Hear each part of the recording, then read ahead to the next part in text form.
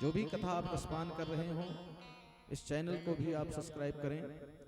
और आप सबका ये बहुत बड़ा सौभाग्य है, जितनी भी कथाएं आप सबको मिल रही हैं, ये राज साउंड सर्विस लालगंज के नाम से आप चैनल को सब्सक्राइब करें और उसी में आप सब कथा प्राप्त हो जाएगी। और परंतु भगवान की कथा तेरी निशा में नदी के किनारे धधकती किसी की चिता जल रही है।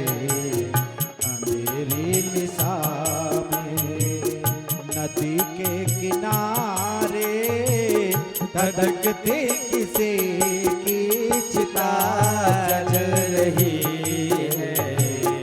अंधेरी निशा में क्या करूं, अपने शरीर को हम भी त्याग दें, मुझे इस संसार में रहने की इच्छा नहीं है।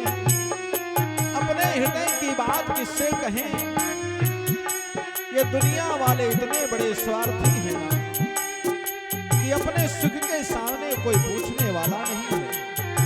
अगर मेरी पत्नी होती तो शायद मैं अपनी बीती बात कुछ करता, कुछ सलाह करता, कुछ परामर्श करता।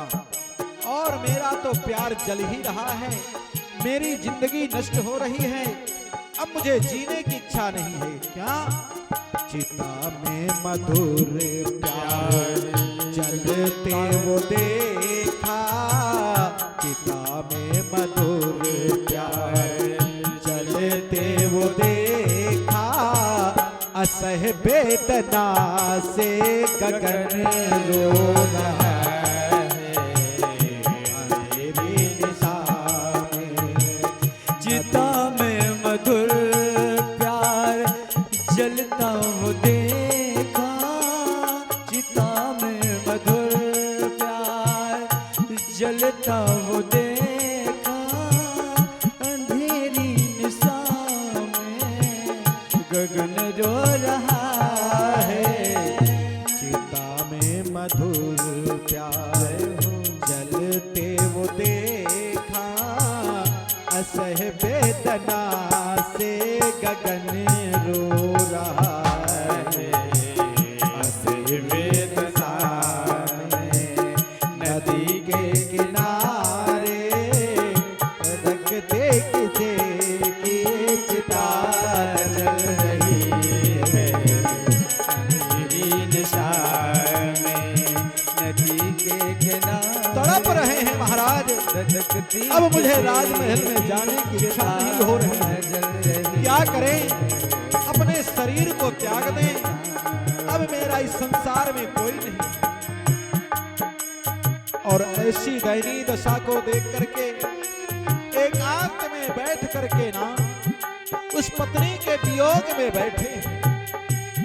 प्यारे, जवानी तो जैसे तैसे बीतती रहती है, लेकिन धर्म पत्नी की आवश्यकता कब है? बोले वृद्धावस्था में अति आवश्यकता है। कौन पूछता है अपने माता पिता को प्यारे, वो तो दूर चले जाते हैं। अरे बुढ़ापे में अगर माता पिता हैं तो कैसे भी हो अपने पति के लिए सदैव सेवा में तत्पर रहती है देवी, कैसी भी है। असह वेदना से गगन रो रहा है, असह वेदना से गगन रो रहा है। असह वेदना से गगन रो रहा है, असह वेदना से गगन रो रहा है। अब तो राजमहल में भी जाने की इच्छा नहीं हो रही।